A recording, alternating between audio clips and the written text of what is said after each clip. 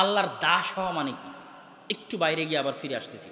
ওয়ামা খালাকতুল জিন্না ওয়াল ইনসা ইল্লা লিয়াবুদুন, আমি মানুষ এবং জিনকে সৃষ্টি করেছি আমার ইবাদতের জন্য। যদি অনুবাদ করি তাহলে মানুষ বুঝবে আল্লাহ মনে হয় শুধু সালাত সিয়ামের জন্য সৃষ্টি করেছে।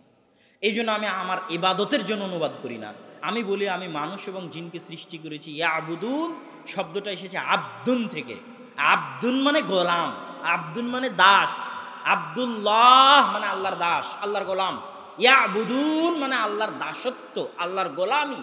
ওয়ামা খালাকতুল জিন্না ওয়াল ইনসা ইল্লা লিয়াবুদুন, আল্লাহ মানুষ এবং জিনকে সৃষ্টি করেছেন তার দাসত্ব করার জন্য, তার গোলামি করার জন্য। ইবাদত বললে আপনি বুঝবেন শুধু মসজিদ, আর দাসত্ব মানে 24 ঘন্টা। গোলামি মানে জন্ম থেকে মৃত্যু, দাসত্ব গোলামি মানে মাথার চাঁদি থেকে পায়ের পাতা পর্যন্ত, জন্ম থেকে মৃত্যু পর্যন্ত। মসজিদে থাকেন আর ব্যবসায় থাকেন, আর সংসদে থাকেন আর কোর্টে থাকেন, সর্বক্ষেত্রে আল্লাহর সামনে নত হওয়া, আল্লাহর দাসত্ব করার নাম হচ্ছে আবুদুন। আল্লাহর দাস হলে লাভ কি? আল্লাহর দাস হলে উপকার কি? আল্লাহর দাস, আল্লাহর গোলাম, আল্লাহর বান্দা হলে দুনিয়ার যে লাভ, পরকালের লাভ বাদ দিলাম, দুনিয়ার যে লাভ, দুনিয়াতে আপনারা এখানে যত মানুষ বসে আছেন সবাই কোনো না কোনো কিছুর দাস, কোনো না কোনো কিছুর গোলাম। সবাই এখানে যতজন উপস্থিত আছে, হয় কেউ আব্দুদ্দিনার, টাকার গোলাম, টাকার দাস, আব্দুদ্দিরহাম, দিরহামের গোলাম, দিরহামের দাস, কেউ আব্দুন নিসা, নারীর গোলাম, নারীর দাস, কেউ মদের গোলাম, মদের দাস, কেউ বিড়ি সিগারেটের গোলাম, বিড়ি সিগারেটের দাস, কেউ মোবাইলের গেমের গোলাম, গেমের দাস, কেউ জুয়ার আড্ডার গোলাম, জুয়ার আড্ডার দাস। প্রত্যেকের পায়ে দাসত্বের জিঞ্জির বাঁধা আছে। কারো পায়ে বিড়ি সিগারেটের দাসত্বের জিঞ্জির আছে, কারো পায়ে নারীর দাসত্বের জিঞ্জির আছে, কারো পায়ে টাকার দাসত্বের জিঞ্জির আছে, কারো পায়ে ক্ষমতার দাসত্বের জিঞ্জির আছে, কারো পায়ে জুয়ার দাসত্বের জিঞ্জির আছে, কারো পায়ে পাবজি ফ্রি ফায়ার গেমের দাসত্বের জিঞ্জির আছে। প্রত্যেকের পায়ে দাসত্বের জিঞ্জির আছে। সবাই দাস, সবাই গোলাম। একমাত্র স্বাধীন, একমাত্র আজাদ, একমাত্র মুক্ত বাতাসে নিঃশ্বাস নিতে পারে সেই একমাত্র স্বাধীনতার স্বাদ, আজাদির স্বাদ সেই অনুভব করতে পারে যে 100-তে 100 আল্লাহ সুবহানাহু ওয়া তাআলার দাস। তো যে 100-তে 100 আল্লাহর দাস, সে পারমাণবিক বমের চেয়ে শক্তিশালী। ওই আবু বকর, ওমর, ওসমানকে আল্লাহ রাসূল কোনো জাদুর কাঠি দিয়ে যাননি যে আবু বকর, ওমর, ওসমান 10 বছরে 15 বছরে রোমান সাম্রাজ্য আর পারস্য সাম্রাজ্যকে পায়ের নিচে ধূলিসাৎ করে দেবে। এরকম কোনো জাদুর কাঠি আল্লাহর পক্ষ, আল্লাহ রাসূল বা আল্লাহর পক্ষ থেকে দেওয়া ছিল না, যে যাও একটা লাঠি দিয়ে দিলাম মারবা আর সব মরে যাবে, এরকম কিছু ছিল না। কি দিয়েছিলেন তিনি তাদেরকে? 100-তে 100 আল্লাহর দাসত্ব। খালিদ বিন ওয়ালিদ, আমর ইবনুল আস, ওমরে ফারুক, আলী, ওসমান, আবু বকর, এদের কোনো পিছু টান ছিল না। না নারীর দাসত্বের পিছু টান ছিল, না টাকার দাসত্বের পিছু টান ছিল, না ক্ষমতার দাসত্বের পিছু টান ছিল, না সম্মান, খ্যাতি, মর্যাদার দাসত্বের পিছু টান ছিল। এদের কোনো ভয়, ভীতি, ডর, আশঙ্কা, চিন্তা, ভাবনা কিছুই ছিল না। এরা তো 100-তে 100 আল্লাহর দাস, আল্লাহর গোলাম। এদের চাইতে স্বাধীন, এদের চাইতে আজাদ, এদের চাইতে শক্তিশালী, এদের চাইতে ক্ষমতাওয়ালা, এদের চাইতে ভয়ঙ্কর পৃথিবীতে আর কেউ হতে পারবে না। সবাই আপনারা দাস, গোলাম। তখনই মুক্তি পাবেন যখন আল্লাহর গোলাম হবেন, যখন আল্লাহর আজাদ, আল্লাহর দাস হবেন। আল্লাহর দাসত্বে, আল্লাহর গোলামিতে মুক্তি আছে। দুনিয়াবী মুক্তি, পরকালীন মুক্তি। আমরা আলোচনা করছিলাম সম্মানিত উপস্থিতি, রিজিক কার হাতে? আমরা বললাম রিজিক আল্লাহ সুবহানাহু ওয়া তাআলার হাতে। তার পরের পয়েন্ট, আব্দুল্লাহ বিন মাসউদ রাদিয়াল্লাহু তাআলা আনহু হতে বর্ণিত, তিনি বলেন রাসূল সাল্লাল্লাহু আলাইহি ওয়াসাল্লাম বলেছেন, লাইসা মিন নাফসিন তামুতু, কোনো আত্মা মৃত্যুবরণ করবে না, হাত্তা তুস্তাওফা রিজকুহা, যতক্ষণ না তার রিজিক সে পূর্ণ করে নেয়। আবার শুনেন, কোনো আত্মা মরবে না যতক্ষণ না তার ভাগ্যের রিজিক সে কি করে নেয়? পূর্ণ করে নেয়। এখন মানুষ কি একদিন না একদিন মরতে হবে না হবে না? একদিন একদিন মরতে হবে। তাহলে মরতে হলে আর রিজিকও ওকে কি করতে হবে? শেষ করতে হবে, করতে হবে না? তাহলে ওর মৃত্যু যেভাবে ওকে ধাওয়া করতেছে, ওর রিজিক ওভাবে ধাওয়া করতেছে। কি জন্য? রিজিক না ধাওয়া করলে তো মরবে না। রিজিক শেষ না হলে তো মারা যাবে না, কিন্তু ওকে তো মারা যেতে হবে। তো ওর মৃত্যু যেভাবে ওকে ধাওয়া করতেছে, ওর মৃত্যুটা বাস্তবে রূপায়ণের জন্য ওর রিজিকও ওভাবে ওকে ধাওয়া করতেছে। আপনি রিজিকের পিছনে কি দৌড়াবেন? রিজিক আপনার পিছনে দৌড়াচ্ছে। রিজিক শেষ না হলে মরবেন না যে আপনি, আর মরতে তো হবে আপনাকে সঠিক সময়। তো আপনার মরণ যেমন আপনার পিছনে দৌড়াচ্ছে, আপনার রিজিক তেমন আপনার পিছনে দৌড়াচ্ছে। এবার আসি, রিজিক যদি আল্লাহর হাতে হয়, রিজিক যদি এভাবেই আমাদের পিছনে দৌড়ায়, তাহলে আমি ঘরে বসে কেন রিজিক পাবো না? আর রিজিক অন্বেষণের জন্য কেন আমাকে কাজ করতে হবে? কেন আমাকে বাইরে বের হতে হবে? আল্লাহ সুবহানাহু ওয়া তাআলা পবিত্র কোরআন মাজিদে বলছেন, হুয়াল্লাযী জাআলা লাকুমুল আরদা যালুলান ফামশু ফি মানাকিবিহা ওয়া কুলু মির রিজকি। ওই আল্লাহ, সেই আল্লাহ যিনি তোমাদের জন্য জমিনকে তোমাদের অধীনস্থ করে দিয়েছেন। সারা পৃথিবীতে আল্লাহ যা কিছু দিয়েছে সব কিছুকে মানুষের গোলামিতে ব্যস্ত রেখেছে, আর মানুষকে বলেছে তুমি আমার গোলামি করো। গরুকে বলেছে তোকে মানুষের গোলামি করতে হবে, ছাগলকে বলেছে তোকে মানুষের গোলামি করতে হবে, জমিনকে বলেছে তোকে মানুষের গোলামি করতে হবে। মানুষ যদি খুঁড়ে একটা ধান লাগায় তাহলে ধান হতে হবে, এটা জমিন মানুষের গোলামি করে। হুয়াল্লাযী জাআলা লাকুমুল আরদা যালুলা, অধীনস্থ করে দিয়েছে তোমাদের জন্য জমিন, এবং জমিনে যা কিছু আছে সব কিছু মানুষের গোলাম। মাছকে আল্লাহ মানুষের গোলাম করে দিয়েছে, মানুষের অধীনস্থ করে দিয়েছে, সব মানুষের গোলাম। আর মানুষের কাজ কি? মানুষ আল্লাহর গোলামি করে। তো তোমাদেরকে আল্লাহ জমিন তোমাদের অধীনস্থ করে দিয়েছে কি জন্য জানো? ফামশু ফি মানাকিবিহা, জমিনে তোমরা বিচরণ করবে, ওয়া কুলু মির রিজকি, আর আল্লাহর আদেশ নির্দেশ যে তোমরা জমিন থেকে রিজিক ভক্ষণ করবে। একটা আয়াত গেল। আর একটা আয়াতে আল্লাহ সুবহানাহু ওয়া তাআলা পবিত্র কোরআন মাজিদের আর এক আয়াতে আল্লাহ সুবহানাহু ওয়া তাআলা বলছেন যে ফাইদা কুদিয়াতিস সালাত ফান্তাশিরু ফিল আরদ ওয়াবতাগু মিন ফাদলিল্লাহ। যখন সালাত শেষ হয়ে যায় তখন তোমরা বসে থেকো না, শুয়ে থেকো না। ফজরের সালাত পড়ে এসে ঘুমিয়ে যাবা না, জোহরের সালাত পড়ে এসে বিশ্রাম নিবা না। কি করবা? জমিনে ছড়িয়ে পড়ো। আল্লাহর আদেশ নির্দেশ। কেন জমিনে ছড়িয়ে পড়বে? ওয়াবতাগু মিন ফাদলি, কেননা জমিনের প্রত্যেকটা ইঞ্চি ইঞ্চি জায়গায় আল্লাহর দয়া আছে, আল্লাহর রহমত আছে, আল্লাহর বরকত আছে। প্রত্যেক ইঞ্চি জায়গায়। এই একটা ইঞ্চি জায়গাতে একটা ধান লাগালে ধানের গাছ হবে, আমের আঠি লাগালে আমের গাছ হবে। ওই একটা ইঞ্চি জায়গাতে আল্লাহর দয়া আছে, আল্লাহর রহমত আছে। কি জন্য তাহলে আপনি রিজিক অন্বেষণের জন্য বের হবেন? আরও আমি পরের সারমর্ম কথায় আর একটু পরে যাচ্ছি। দাউদ আলাইহিস সালাতু ওয়াস সালাম একদিন গোসল করছে, স্বর্ণের বৃষ্টি। দাউদ আর সুলাইমান আলাইহিমা সালাতু ওয়াস সালামকে আল্লাহ যত টাকা পয়সা, ধন দৌলত, ক্ষমতা দিয়েছিলেন, পৃথিবীতে আর কোনো নবীকে আল্লাহ সুবহানাহু ওয়া তাআলা এত ধন দৌলত ক্ষমতা দেননি। দাউদ আলাইহিস সালাম ধনী মানুষ, কোটিপতি মানুষ, গোসল বাদ দিয়ে স্বর্ণ কুড়াতে গেছেন। কি জন্য? ওনার তো স্বর্ণের প্রয়োজন নাই, উনি তো স্বর্ণের মুখাপেক্ষী নন। দাউদ আলাইহিস সালাতু ওয়াস সালামের যেটা মনোভাব ছিল সেটা হচ্ছে, আল্লাহ সুবহানাহু ওয়া তাআলা যদি দাউদকে সারা পৃথিবীর সব সম্পত্তির মালিক করে দিতেন, সব সম্পত্তির মালিক করে দিলেন, তারপরেও যদি দেখা যায় যে স্বর্ণের বৃষ্টি হচ্ছে, তো দাউদ আলাইহিস সালাম স্বর্ণ কুড়াতে যাবে কি জন্য?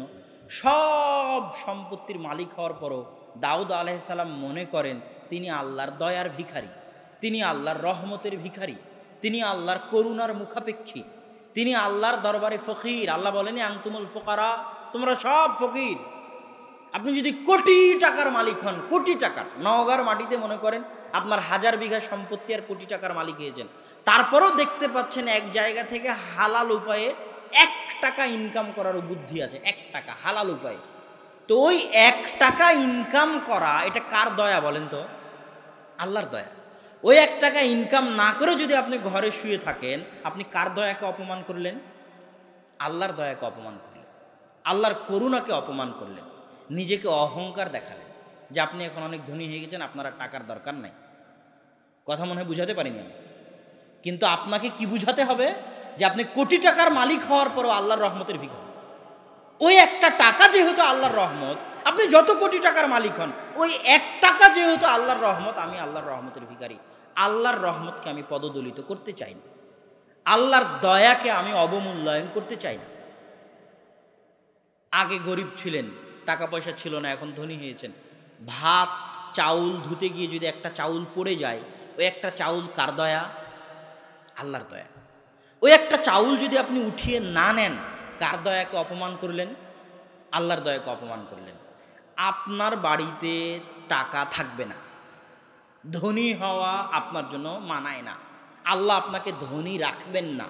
হয় আপনাকে ফকির করে দিবেন, না হয় আপনার ছেলেকে ফকির করে দিবে, না হয় তার পোতাকে ফকির করে দিবে, কোনো না কোনো এক স্তরে গিয়ে ফকির হয়ে যাবে ওই একটা চাউলের জন্য। ওই একটা চাউল কার দয়া ছিল? আল্লাহর দয়া ছিল, আল্লাহর রহমত ছিল। ফাইদা কুদিয়াতিস সালাত, মানুষ সালাত যখন শেষ হয়ে যাবে, অলসতা করে শুয়ে থাকিও না, আল্লাহর জমিনে ছড়িয়ে পড়ো। আল্লাহর জমিনের প্রতিটি ইঞ্চি জায়গায় আল্লাহর দয়া আছে, আল্লাহর রহমত আছে। যদি শুয়ে পড়ো তুমি অহংকারী, তোমাকে আল্লাহ কোনোদিন ধনী করবেই না, অসম্ভব, হতেই পারে না। সারা পৃথিবীতে যত ধনী আছে এদের জীবনী পড়ে দেখেন। আমি আমার এক বক্তব্যে একটা বইয়ের নাম বলেছিলাম যে মিরাকেল অফ দ্য মর্নিং, সকালের জাদু, একটা খ্রিস্টানের লেখা। তো ওই খ্রিস্টান ওই বইয়ের মধ্যে লিখতেছে দুনিয়াতে এখন এমন কোনো ধনী নাই, সেটা মুকেশ আম্বানি হোক, বিল গেটস হোক, যেই হোক, যারা সকাল 10টায় ঘুম থেকে ওঠে, নাই। আপনি নিজেও গুগলে সার্চ করে দেখতে পারেন যে মার্ক জুকারবার্গ, যে ফেসবুকের প্রতিষ্ঠাতা, when mark Zuckerberg gets up from the bed, mark Zuckerberg সকালে ঘুম থেকে কখন উঠে? আপনি পাবেন না যে মার্ক জুকারবার্গ 8টায় উঠে, পাবেন না 10টায় উঠে, পাবেন না। সার্চ করে দেখেন, বিশ্বাস না হলে আজকে গিয়ে দেখেন। ও সকাল 5টায় উঠে, 5:30টায় উঠে, 4টায় উঠে, 4:30টায় উঠে, 6টায় উঠে, সকালে উঠে। কেননা আল্লাহর দয়ার মূল্য তারা জানে, ও ধনী হবেই, হতেই হবে। কেন দুনিয়াতে পরিশ্রমের মূল্য আল্লাহ দিবেই, কাফের পরিশ্রম করুক আর মুসলিম পরিশ্রম করুক। আর যে সকাল 10টা পর্যন্ত ঘুমিয়ে থাকবে, ও ধনী হবে নাকি? অসম্ভব, ও হতে পারে না, এটা হতে পারে না। কেননা ও তো আল্লাহর দয়াকে রেখে ঘুমিয়ে গেল, আল্লাহর দয়ার পিছনে তো ছুটলো না, ও তো অহংকারী। ওকে আমি বললাম পত্নীতলা হাটে যাবো, রিক্সাওয়ালাকে বললো আমার আজকের ইনকাম হয়ে গেছে, ও ধনী হবে? হতে পারবে না, অসম্ভব, ও কোনোদিন ধনী হতে পারবে না। আল্লাহর দয়ার পিছনে যে জান প্রাণ লাগিয়ে ছুটবে, সে ধনী হতে পারবে। আর ধনী হওয়ার পরে একটা চাউলেরও যে মূল্য দিতে পারবে আল্লাহর দয়া মনে করে, ওর বাড়িতে টাকা বাকি থাকবে, বরকত বাকি থাকবে। একটা চাউলেরও যে মূল্য দিতে পারবে ধনী হওয়ার পর। আল্লাহ সুবহানাহু ওয়া তাআলা মুখতালান ফখুর, অহংকারীকে পছন্দ করেন না। আল্লাহ সুবহানাহু ওয়া তাআলা নত হওয়াকে পছন্দ করেন, ছোট হওয়াকে পছন্দ করেন, চাওয়াকে পছন্দ করেন। এই জন্য ইবনুল কাইয়িম রাহিমাহুল্লাহ তার বইয়ে লিখেছে যে মানুষ গুনাহ করে জান্নাতে চলে যাবে আর ইবাদত করে জাহান্নামে চলে যাবে। গুনাহ করে জান্নাতে কিভাবে যাবে আর ইবাদত করে জাহান্নামে কিভাবে যাবে? তাহাজ্জুদের সালাত আদায় করে, 5 ওয়াক্ত সালাত মসজিদে আসে, ভিতরে অহংকার কাজ করে। তখন আরেকজন বেনামাজিকে দেখেছে, আরেকজন সুদখোর, পানখোর, জর্দাখোরকে দেখেছে, বলছে এর তোকে তো আল্লাহ ক্ষমাই করবে না, ও তো সুদখোর। মানে ভিতরে অহংকার হিসেবে আরেকজন পাপাচারীকে কি করতেছে? ছোট করতেছে, নত করতেছে। একটা সুদখোরকে যদি আমার ছোট করার দরকার হয়, তা আল্লাহ মুসাকে বলতো তুই যে ফেরাউনকে বলবে এই কাফের। কথা মনে হয় বুঝাতে পারিনি, কেন ফেরাউনের চেয়ে বড় কাফের তো দুনিয়াতে নাই। আল্লাহ মুসাকে বলতো তুই যে ফেরাউনকে ছোট করবে এই কাফের, কাফের বলে ওকে ছোট করে দিবে। রাসূল সাল্লাল্লাহু আলাইহি ওয়াসাল্লাম যখন হিরাক্লিয়াসের কাছে চিঠি লিখলো, বাদশাহ হিরাক্লিয়াস, রোমান সাম্রাজ্যের অধিপতি, তখন আল্লাহ রাসূল বলতে পারতো হে কাফের হিরাক্লিয়াস, তোকে বলতেছি ইসলাম আন।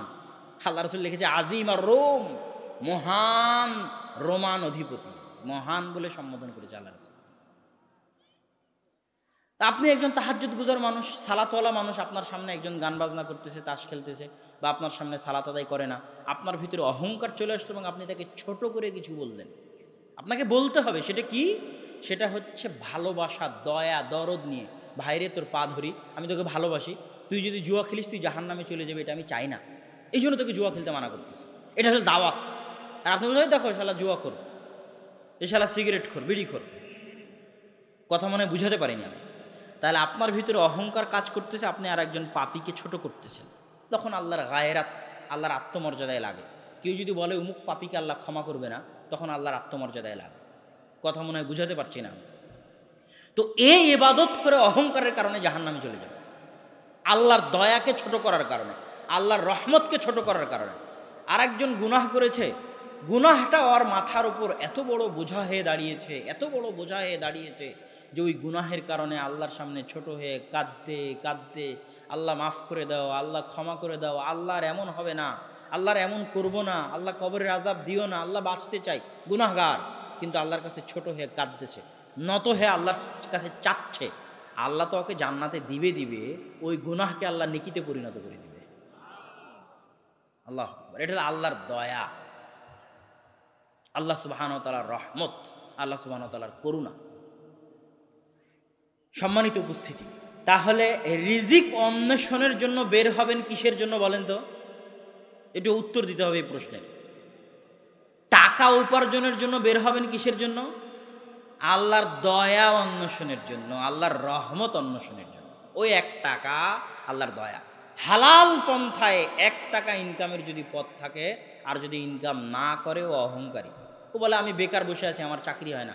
আরে বাদাম নিয়ে বাজারে দাঁড়াতে কি তোমার লজ্জা হয়? বাদাম নিয়ে বাজারে দাঁড়াতে যদি লজ্জা হয়, তুমি অহংকারী, ধনী তুমি জীবনে কোনোদিন হতে পারবে না। তোমাকে মুরগির খামার করতে কি তোমার লজ্জা হয়? বলে আমি অনার্স মাস্টার্স পাস করে কি করে একটা মুরগির খামার দিতে পারি? তোমার দ্বারা টাকা ইনকাম করা হবে না। একটা মুরগির খামার দিয়ে যদি 1 টাকা ইনকাম হয়, 1 টাকা আল্লাহর দয়া। বাজারে দাঁড়িয়ে 1 টাকার চকলেট বিক্রি করে যদি 1 টাকা ইনকাম হয়, 1 টাকা আল্লাহর দয়া। ওই দয়াকে তুমি অপমান করতেছো, তুমি ধনী হতে পারবে না। সম্মানিত উপস্থিতি, আমাদের পরবর্তী আলোচনা, আমরা পবিত্র কোরআন এবং সহিহ হাদিসের আলোকে কিভাবে আমাদের ধন সম্পদে বরকত ধরে রাখতে পারি, আমাদের ধন সম্পদকে বাড়াতে পারি। ধন সম্পদে বরকত বুঝার আগে 3টে জিনিস বুঝেন। ধন সম্পদে বরকত বুঝার আগে 3টে জিনিস বুঝতে হবে। 1 আল্লাহ, 2 শয়তান, 3 ফেরেশতা, 4 বরকত। আবার দেখেন, আল্লাহ, ফেরেশতা, শয়তান, বরকত। পৃথিবীতে যত বরকত অবতীর্ণ হয় আসে, বরকতের যত উৎস আছে, সব বরকত কোথায় থেকে আসে? কথা বলতে হবে, কার পক্ষ থেকে? আল্লাহর পক্ষ থেকে। সব বরকতের উৎস আল্লাহ। এই জন্য আল্লাহ আর আল্লাহ সুবহানাহু তাআলার সাথে সম্পৃক্ত যা কিছু আছে সবই বরকত। যেমন আল্লাহর সাথে সম্পৃক্ত আল্লাহর নাম, তো আল্লাহর নাম নিলেই বরকত হবে। রাসূল সাল্লাল্লাহু আলাইহি ওয়াসাল্লাম বলছে, যখন তোমাদের কেউ বাড়িতে প্রবেশ করে আর আল্লাহর নাম না নেয়, আল্লাহর নাম হচ্ছে আসসালাম, শান্তি, আল্লাহর নাম না নিয়ে আসসালামু আলাইকুম না বলে, তখন শয়তান বলে, শোনো, এই বাড়ি তোমাদের থাকার জায়গা, এই বাড়ি তোমাদের খাওয়ার জায়গা। আল্লাহর নাম শয়তান বলে। আল্লাহর নাম যদি নেয়, তাহলে শয়তান বলে, শোনো, এই বাড়িতে তোমাদের থাকার জায়গা নাই, এই বাড়িতে তোমাদের খাওয়ার জায়গা নাই। তাহলে যেখানে আল্লাহর নাম ওখানে শয়তান নাই, যেখানে আল্লাহর নাম ওখানে বরকত আছে। তাহলে যেখানে শয়তান আছে ওখানে বরকত নাই, যেখানে ফেরেশতা আছে ওখানে বরকত আছে, যেখানে শয়তান আছে ওখানে বরকত নাই, যেখানে আল্লাহর নাম আছে ওখানে শয়তান নাই, যেখানে আল্লাহর নাম আছে ওখানে বরকত আছে, যেখানে শয়তান আছে ওখানে বরকত নাই। তাহলে 3টে জিনিস পরস্পরের সাথে সম্পৃক্ত। শয়তান আছে, বরকত নাই। আল্লাহর নাম আছে, শয়তানও নাই, বরকতও আছে। রাসূল সাল্লাল্লাহু আলাইহি ওয়াসাল্লাম বলছেন, শোনো, কেউ যদি বিসমিল্লাহ, আল্লাহর নাম, নামের পাওয়ার, বিসমিল্লাহ বলে যদি খায়, ওর খাবারের সাথে শয়তান খাবে না। আর যদি বিসমিল্লাহ না বলে খায়, ওর খাবারের সাথে ইয়াকুলু মাআহু শয়তান, কে খাবে? আর শয়তান আসছে মানে কি নাই? কথা বলতে হবে, শয়তান আসছে মানে কি নাই? বরকত নাই। তাহলে যেই বাড়িতে আপনি সালাম দিয়ে ঢুকলেন না, শয়তান বলছে এই বাড়িতে সবাই থাকো, এই বাড়ি তোমাদের থাকার জায়গা। তাহলে যে বাড়িতে শয়তান আড্ডা দিবে, ওই বাড়িতে কি নাই? জোরে কথা বলতে হবে, বরকত নাই। তাহলে এখন আপনি ধনী হতে চাচ্ছেন, কথার কথা, আপনার টাকার দরকার, ধন সম্পদে বরকতের দরকার। বরকত না থাকলে কি হতে পারে? আপনার জীবনে যত অশান্তি, চাকরি না থাক, বাড়িতে শান্তি না থাক, স্বামী স্ত্রীর মিল না থাক, সন্তান কথা না শুনুক, সামাজিক রাষ্ট্রীয় অশান্তি, 2টা কারণ। হয় আল্লাহর পরীক্ষা, না হয় বরকত নাই। হয় আল্লাহর পরীক্ষা, না হয় বরকত নাই। বরকত যদি চান, শয়তান প্রবেশের দরজা বন্ধ করতে হবে।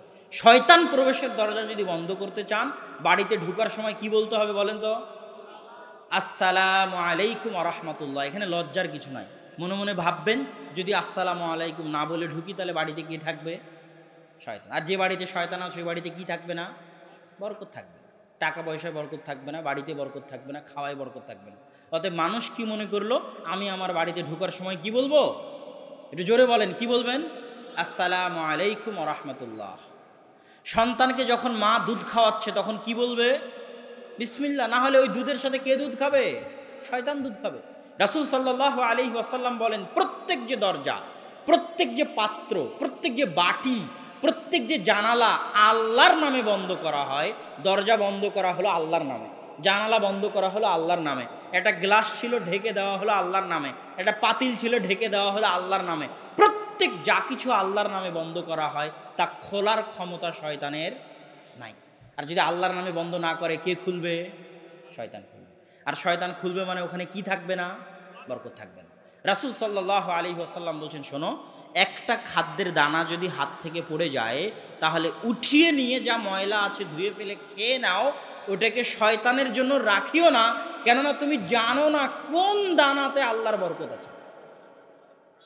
খাওয়া যদি শেষ হয় হাত চেটে খাও, প্লেট চেটে খাও, শয়তানের জন্য রাখিও না, কেননা তুমি জানো না কোথায় আল্লাহর বরকত আছে। এগুলোর মাধ্যমে আপনি ধনী হতে পারবেন, আপনার ধন সম্পদ স্থায়িত্ব হবে, বরকত আসবে। বরকত আসার আমরা শুরুতেই বলেছি আল্লাহর সাথে সংশ্লিষ্ট যা কিছু আছে সব বরকত। 1 নম্বরে বললাম আল্লাহর নাম, 2 নম্বরে আল্লাহর বাণী। আল্লাহর বাণী কোনটা বলেন তো? জোরে বলেন, আল্লাহর বাণী কোনটা? কোরআন। গতবার এখানে কোরআন নিয়ে আলোচনা করেছি। প্রত্যেক যে বাড়িতে কোরআন পড়া হয় না ওই বাড়ি কবর, ওই বাড়ি অন্ধকার, ওই বাড়ি বরকতবিহীন বাড়ি। প্রত্যেক যে জীবনে কোরআন তেলাওয়াত করা হয় না ওই জীবন অন্ধকার, পশু পাখির জীবন, কুকুর শ্রীগালের জীবন, ওই জীবনে বরকতবিহীন জীবন, ওই জীবন শয়তানি জীবন।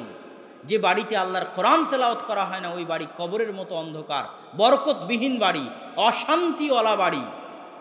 যদি বাড়িতে শান্তি বরকত চান কি পড়তে হবে? কোরআন পড়তে হবে।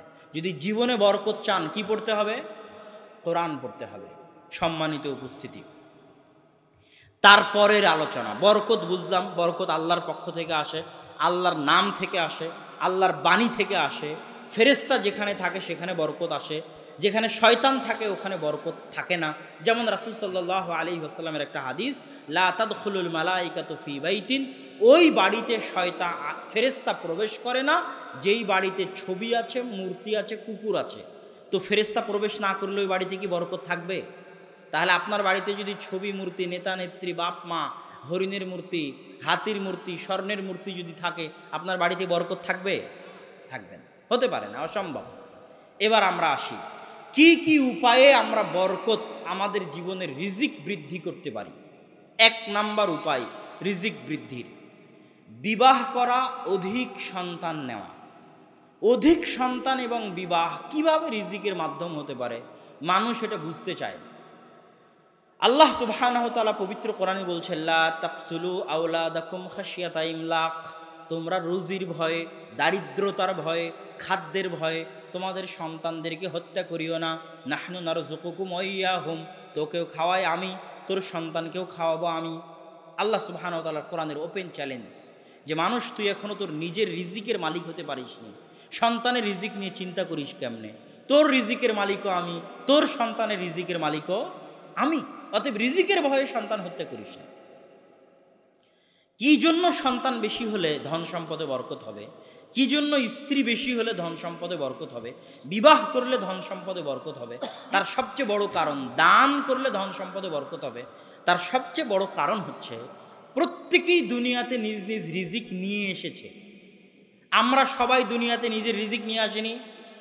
যখন আমি একাই ছিলাম, বিয়ে করিনি, তখন আমার রিজিকটা আল্লাহ আমার কাছে পাঠাবেন।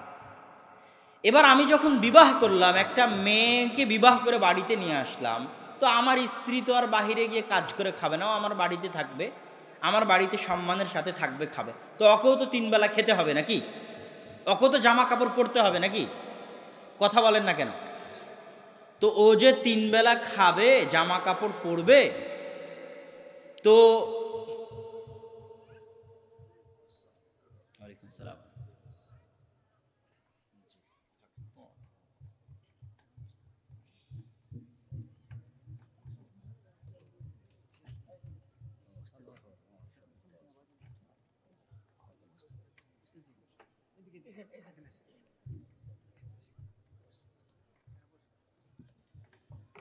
তো আপনি যে মেয়েকে বিবাহ করে নিয়ে আসলেন, সে যে 3 বেলা খাবে, সে যে জামা কাপড় পরবে, এটা তো তার কাছে পৌঁছানো কার জিম্মেদারি?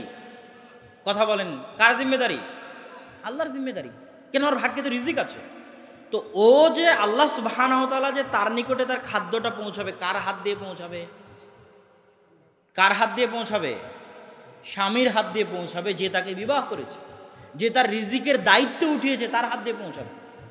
এবার আপনার একটা সন্তান হলো, সেও তো কোনো না কোনো রিজিক নিয়ে দুনিয়াতে এসেছে, ওকেও তো 3 বেলা খেতে হবে, ও তো এখন ইনকাম করা শুরু করেনি। তো যতক্ষণ ইনকাম করা শুরু করেনি ততক্ষণ ওর রিজিক আল্লাহ কার হাত দিয়ে পৌঁছাবে? বাপের হাত দিয়ে পৌঁছাবে। আর একজন সন্তান হলো, তার রিজিক আল্লাহ কার হাত দিয়ে পৌঁছাবে? বাপের হাত দিয়ে পৌঁছাবে। আপনি 10টা এতিমের দায়িত্ব গ্রহণ করলেন, 10টা এতিমকে তো আল্লাহ খাওয়াবে, এটা তো আল্লাহর পৃথিবী পরিচালনার নীতি। তো এই 10টা এতিমকে যে আপনি খাওয়াচ্ছেন, তো আর খাওয়ানোর টাকা কি আল্লাহ আপনার কাছে পাঠাবেন না? পাঠাবেন।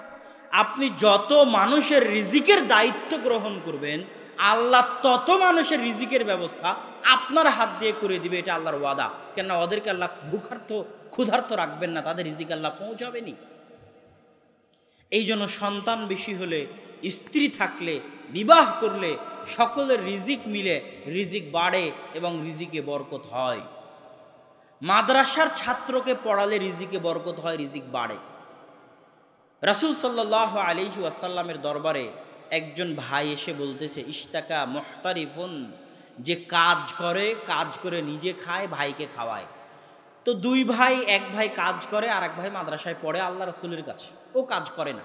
এক ভাই কাজ করে, ওই আর এক ভাইকে খাওয়ায়। আল্লাহ রাসূলকে গিয়ে বলতেছে, আল্লাহ রাসূল, আমার এই ভাই এখানে সারাদিন থাকে, সে যদি আমার সাথে কাজ করতো আমার ইনকামের রাস্তা সহজ হতো, ইনকাম আরও বাড়তো। আমি একাই ইনকাম করি, নিজের সংসারও চালাতে হয়, আপনার মাদ্রাসায় পড়ে আরও খরচ চালাতে হয়। তখন রাসূল সাল্লাল্লাহু আলাইহি ওয়াসাল্লাম বললেন, লাআল্লাকা তুরযাকু বিহি, শোনো, এখন তুমি যে রিজিকটা পাচ্ছ, এই রিজিক পাওয়ার একটা কারণ হচ্ছে যে তুমি তোমার এই ভাইয়ের রিজিকের দায়িত্ব বহন করতেছো। এই জন্য তুমি যদি তোমার এই ভাইয়ের রিজিকের দায়িত্ব ছেড়ে দাও, তো তোমার রিজিক বাড়াবই, কমবে, বাড়বে না বরং কমবে। কেননা তুমি একজনের রিজিকের দায়িত্ব ছেড়ে দিয়েছো, ওর রিজিক আল্লাহ তোমার কাছে পাঠাবে না। তো তুমি এখন যে টাকা ইনকাম করতেছো, মনে করো না যে তোমার পরিশ্রমে ইনকাম করছো, তোমার এই ভাইয়ের তুমি খরচ বহন করতেছো, এর বদৌলতে, এর বরকতে আল্লাহ সুবহানাহু ওয়া তাআলা তোমার রিজিকে বরকত দিয়েছে, তোমার রিজিক বাড়তেছে। রিজিক বাড়ার একটা বড় উপায় হচ্ছে আল্লাহর নিকটে ক্ষমা চাওয়া।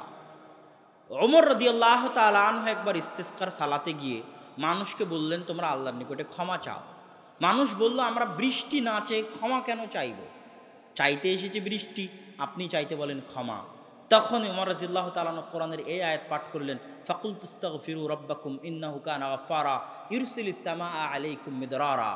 শোনো, তোমরা আল্লাহর নিকটে ক্ষমা চাও, যদি ক্ষমা চাও আল্লাহ আসমান থেকে বৃষ্টি বর্ষণ করবেন আর তোমাদেরকে ধন সম্পদ আর সন্তান সন্ততি দিয়ে ভর্তি করে দিবেন। এটা আল্লাহর ওয়াদা, আর আল্লাহ সুবহানাহু ওয়া তাআলা ওয়াদা ভঙ্গ করেন না। সম্মানিত উপস্থিতি, আমি আলোচনা শেষের দিকে চলে আসি। রিজিক সম্পর্কে পূর্ণ আলোচনা কমপ্লিট করা আসলে খুব কঠিন, এই জন্য আপনারা যাওয়ার সময় এই বইটা নিয়ে যাবেন। আগে আমি এই বক্তব্য দিয়েছি, তারপরে সেটার আলোকে বইটা লিখেছি, বইয়ের নাম রিজিক। তো এখান থেকে আপনারা অবশ্যই উপকার পাবেন। আর আমার শেষে যেটা অনুরোধ, সেটা হচ্ছে আজকের যারা প্রোগ্রামের আয়োজক, বিশেষ করে জাহাঙ্গীর নামে যে ছেলেটা আমাদের সাথে যোগাযোগ করে এবং তারা জামিয়া সালাফিয়ার সাথে সম্পর্ক রেখে আপনাদের এই এলাকাগুলোতে মসজিদ ভিত্তিক দাওয়াতি কাজ করতে চায় এবং বিভিন্ন উদ্যোগ নিয়ে সেগুলো বাস্তবায়ন করতে চায়, মাসিকাল ইরতিসাম নিতে চায়, তো আমি চাইবো যে আপনারা তাকে সার্বিকভাবে সহযোগিতা করবেন, জামিয়া সালাফিয়ার সাথে সম্পর্ক রেখে দাওয়াতি কাজে তাকে সহযোগিতা করবেন। এবং আগামী 4-5 মার্চ, যদিও ঢাকা আপনাদের জন্য দূরে, রূপগঞ্জ নারায়ণগঞ্জ, কিন্তু তাও গেলে ঢাকা দেখা হবে, হয়তো ঢাকাও ঘুরতেও পারবেন, আলোচনাও শোনা হবে। তো সে এখান থেকে 4-5 মার্চ রূপগঞ্জ নারায়ণগঞ্জের সালাফি কনফারেন্সে যোগ দেওয়ার জন্য বাসের ব্যবস্থা করতে চায়। জাহাঙ্গীর নামে যে ছেলেটা আছে আমাদের সাথে দাওয়াতি কাজে সম্পৃক্ত হয়। তো আপনাদের কাছে আমার আবেদন থাকবে, অবশ্যই দাওয়াত থাকবে যে আপনারা আল জামিয়া সালাফিয়া রূপগঞ্জ নারায়ণগঞ্জ, বৃহৎ প্রতিষ্ঠান, বিশাল সম্মেলন, দেশের বড় বড় আলেম ওলামা উপস্থিত হন, সালাফি কনফারেন্সে আপনারা উপস্থিত হবেন এবং তাকে সার্বিকভাবে জামিয়া সালাফিয়ার সাথে সম্পর্ক রেখে দাওয়াতি কাজ করতে সহযোগিতা করবেন। মাসিকালে এতেসাম তার মাধ্যম থেকে নেবেন, অন্তত পক্ষে মসজিদে 1 কপি রাখবেন। এটার মাধ্যমে আপনাদের সাথে আমাদের সম্পর্ক বজায় থাকবে। আল্লাহ সুবহানাহু ওয়া তাআলা আমাদের সাথে আপনাদের এই দ্বীনি ভালোবাসার সম্পর্ক মৃত্যু পর্যন্ত বজায় রেখে জান্নাতে একত্রিত করুন, আল্লাহুম্মা আমিন। এবং যেগুলো আমরা শুনলাম সেগুলো মেনে আল্লাহ সুবহানাহু ওয়া তাআলা যেন আমাদের সকলের রুজি রুটি রিজিক জীবনে ইলমে জ্ঞানে ধন সম্পদ সন্তান সন্ততি স্ত্রী পুত্র গাড়ি বাড়ি সব কিছুতে যেন আল্লাহ সুবহানাহু ওয়া তাআলা বরকত দান করে, আল্লাহুম্মা আমিন। ওয়া আখিরু দাওয়ানা আনিল হামদুলিল্লাহি রাব্বিল আলামিন। আসসালামু আলাইকুম ওয়া রাহমাতুল্লাহি ওয়া বারাকাতুহু।